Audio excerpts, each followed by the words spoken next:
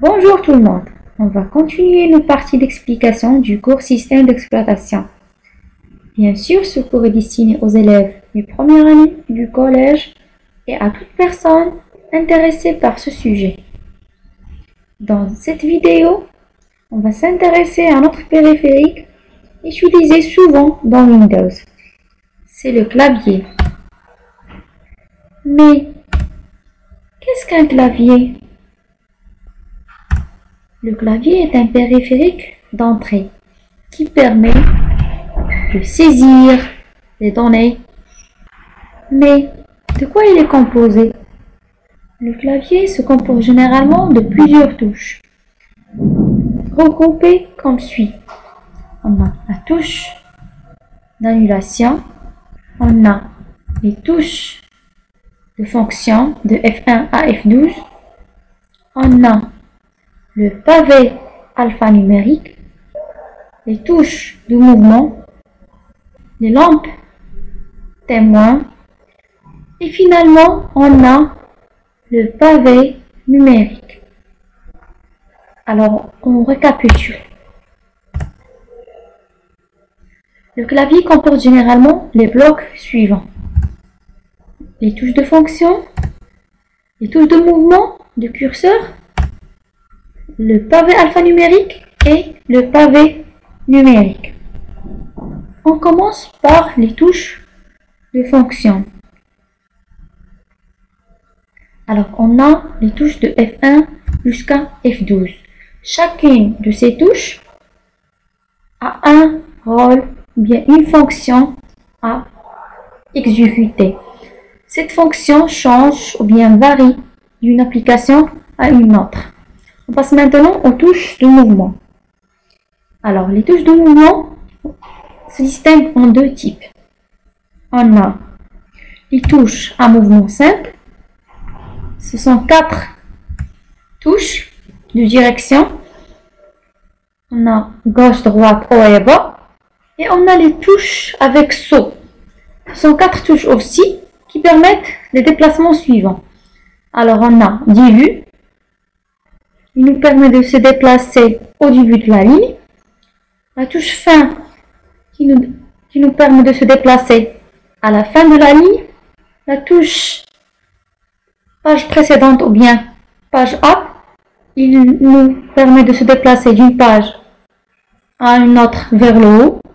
Et la touche page suivante ou bien page down, il nous permet de se déplacer d'une page vers le bas. Alors maintenant on passe au pavé numérique. Alors le pavé numérique, il est activé lorsque la lampe témoin nu est allumée. Lorsque la lampe témoin nu est allumée, on peut saisir du numéro à l'aide du pavé numérique.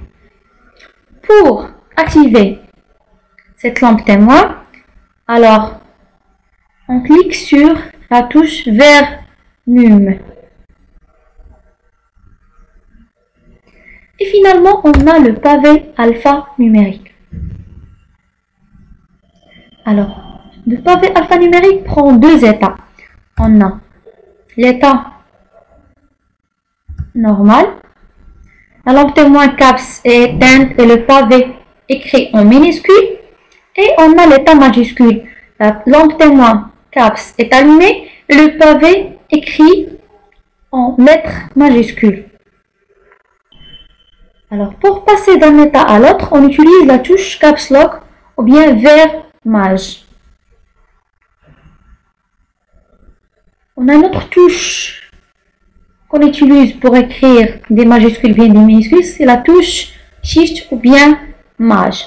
La touche mage permet d'écrire en majuscule pendant l'état normal et en minuscule pendant l'état majuscule. Il fait l'inverse.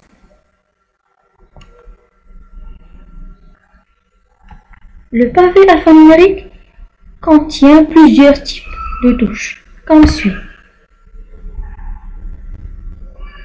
On a la touche tabulation. On a aussi la touche vert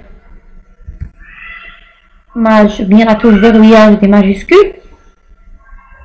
pour activer et désactiver la majuscule.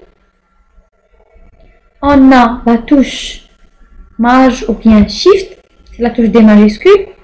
On a la touche CTRL. Aussi, on a la touche Windows, la touche Alt, la touche d'espacement ou bien espace, la touche Alt graphique qui nous permet d'obtenir des signes particuliers ou bien spéciaux. On a la touche menu contextuel. On a la touche entrée ou bien retour chariot et la touche d'effacement.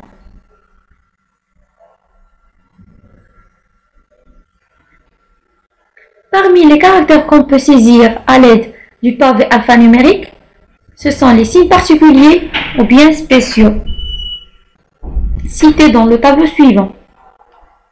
On a le L commercial ou bien l'esperluette, on a l'euro, point d'interrogation, l'accent circonflexe, l'arrobas, dièse, guillemet, crochet, astérisque ou bien étoile, dollar, le point d'exclamation, slash, le tiret bas, le tiret haut, les parenthèses et les accolades. Maintenant qu'on a bien connu les noms des signes particuliers, on va passer à un tableau qui nous explique l'utilisation du pavé alphanumérique dans la saisie des différents types de caractères. Alors, on a le tableau suivant. On a les signes ou bien les caractères et on va choisir s'il s'agit d'utiliser la touche seule, la touche Maj plus la touche, ou bien la touche Alt graphique plus touche. On suppose dans cette partie que la lampe témoin caps ou bien vert Maj est éteinte. Alors pour écrire du minuscule, il suffit tout simplement d'utiliser la touche seule. On clique sur la touche A pour écrire A en minuscule, la touche B pour écrire B en minuscule et ainsi de suite.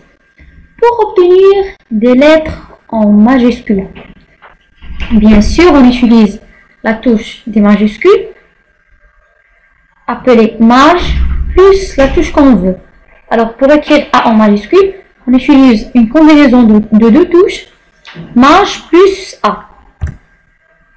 Pour obtenir le point d'exclamation, le pourcentage, le slash, le plus et le degré.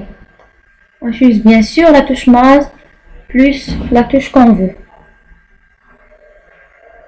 Pour saisir le signe égal, les guillemets, les parenthèses, le tiret haut et le tiret bas, bien sûr on utilise touche seule. Pour écrire le chiffre 5 ou bien n'importe quel chiffre, on utilise Maj plus touche. Pour les signes spéciaux, dièse, arrobas, barre verticale, euro, on utilise la touche Alt graphique plus la touche qu'on veut. Pour saisir le point d'exclamation, la virgule, le point virgule, les deux points, astérisque et le dollar, on utilise bien sûr la touche seule. Pour cécile, E accent, A accent, bien U accent, c'est la touche seule. Pour les accolades et les crochets, bien sûr on utilise la touche Alt graphique plus la touche volume. Pour le signe inférieur, c'est la touche seule. Et finalement, pour le signe supérieur, c'est Maj plus touche. On passe maintenant à un exercice pratique sur l'utilisation du clavier. Alors, dans cet exercice, on doit utiliser l'accessoire WordPad ou bien l'utilitaire WordPad de Windows pour saisir le texte ci-dessous. Alors, bien sûr, c'est un email imaginaire, c'est pas un format correct d'email, mais on va essayer tout simplement de saisir les caractères qu'on a. On passe à l'exécution. Alors, ici, on cherche Word pad. Alors, il est ici. On a cet accessoire. On va régler la taille de l'écriture. Alors, on écrit guillemets. Pour les guillemets, on utilise dans le pavé numérique la touche 3. C'est la touche seule. Pour l'accolade, on utilise Alt graphique 4. Pour écrire A en majuscule, maj plus A. L, c'est maj plus L. Le I aussi, maj plus I. Le tiret bas, c'est la touche qui contient le numéro 8. Le dollar, c'est juste à gauche de la touche entrée. Le tiret haut, c'est la touche qui contient le numéro 6. L'étoile aussi, c'est en bas du dollar, juste à côté de la touche entrée. 19, maj plus 1, il nous donne 1. Maj plus 9, il nous donne 9.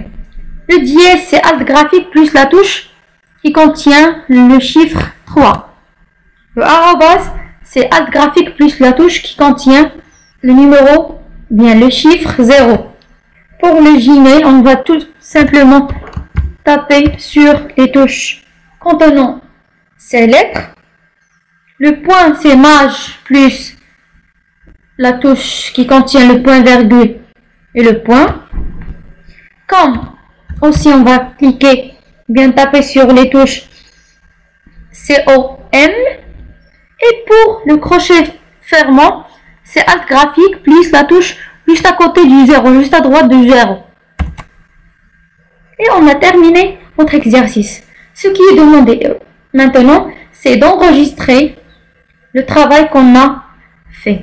Alors on clique sur Fichier, Enregistrer, et on l'enregistre dans le dossier Document en choisissant un nom.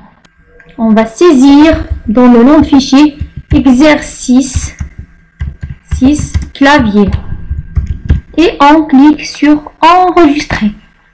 On a terminé l'explication de cette partie concernant l'utilisation du clavier.